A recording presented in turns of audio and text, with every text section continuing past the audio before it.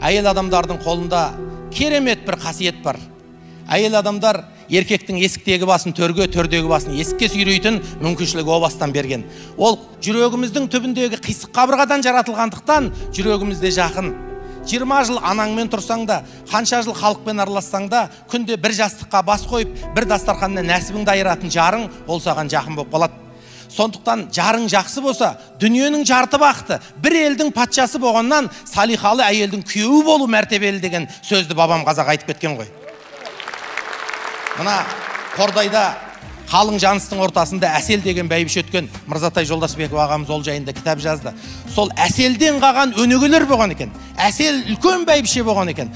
Сол Әсел әжеміздің қаншама ғұрпы бізге жетпей жатыр қазіргі уақытта. Сонда Әсел әжеміз ауылға қонақ келетін кезде итпен баланы тойғызып қояды екен. Бала ана жерге кеп жағаласып, дауыс шығарып, шешесінің етегіне жабысып жыламасын, ит көлінген қонақтың аяғының астында жүрмесін деп, итпенен баланы тойғызып қояды екен. Осы сияқты берекелі бәйбішелердің қаншама дәстүрі бір кезде қалған еді. Қарап отырсаңыздар. Сондықтан әйел адамдар егер орташа ғана жігітке тұрмысқа шыққан болса, соны Алатаудай азаматқа айналдыра алады екен. Ал егер кесірлі әйел болатын болса, Алатаудай жігіттің басын бір төбедей қып төмендете алады екен.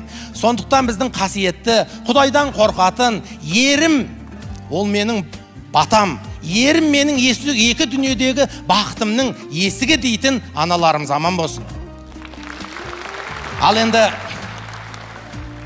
кейбір өкінішке орай бауырларымыз әйеліне қомпылдап сөйлегенді, жұрттың алдында соның жанын жасытып жібергенді мәртебе көретінде қор адамдар бар.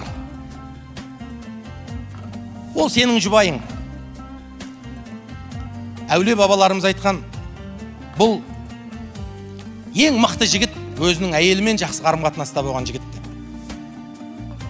Қылықты қызды әдемі келіншекке айландыратын, келісті келіншекке айналдыратын ол кең жүректі жігіт. Кейде бір әдемі әжелерімді көрем. 70-ге келсе де, 80-ге келсе де мөлдіреп отыр. Көзінде күлкі бар, езуінде жымиысы бар. Жан-жағына шуақ шашып отырған әжемді көрген кезде, ақсақал, атам жақсы болған екен ғой деп риза болам. Әйелді тоздырып жіберуден оңай нәрсе жоқ. Әйел адамды 3 күн ұрыссаң, 4-ші күні салбырап 5 жасқа қартайып кетеді.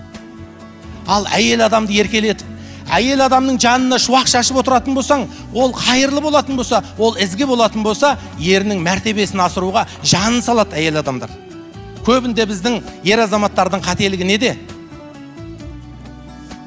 Әйелдеріне бір рет күлдіріп, бір рахат көңіл күй сыйлап қояды да, соны бір аптаға жетеді деп ойлайды. Немесе таңертең ғана керемет болып отырең, саған не болды кешке деп жаңағы тисе бастайды. Ал енді даналарымыздың сөзіменен, ағаларымыздың тәжірибесіне құлақ салсақ, жоқ, әйелге деген жылы қарым-қатынас ол одноразовый. Таңертеңгі айтқан әзілің мен приколың таңертең қалды, өзінің жұмысын атқарды. Түске жаңа әзіл дайындау керек, жаңа мақтау дайындау керек, жаңа сөз дайындау керек. Кешке басқа сөз дайындау керек, оның түсі басқа болу керек, оның мінезі, табиғаты басқа сөз болу керек. Сондықтан бауырлардың құлағына сыр ғып айтатын аманат сөзіміз. Сен егер жұбайыңды қартайтып жібермей, тоздырып жібермей, ардақтай алсаң, ол сенің дүние мүлкіңе де, сенің ар-абыройыңа да, сенің ұрпағыңа да жақсы қарайды екен. Себебі ең жақсы әйел кім дегенде, ең жақсы әйел сол сен жоқта, сен қарасаң көзің тоятындай, сен жұмсасаң айтқаныңды істейтіндей, сен жоқта ары мен үйдегі дүние мүлкіңе ұят келтірмейтіндей әйел деген екен.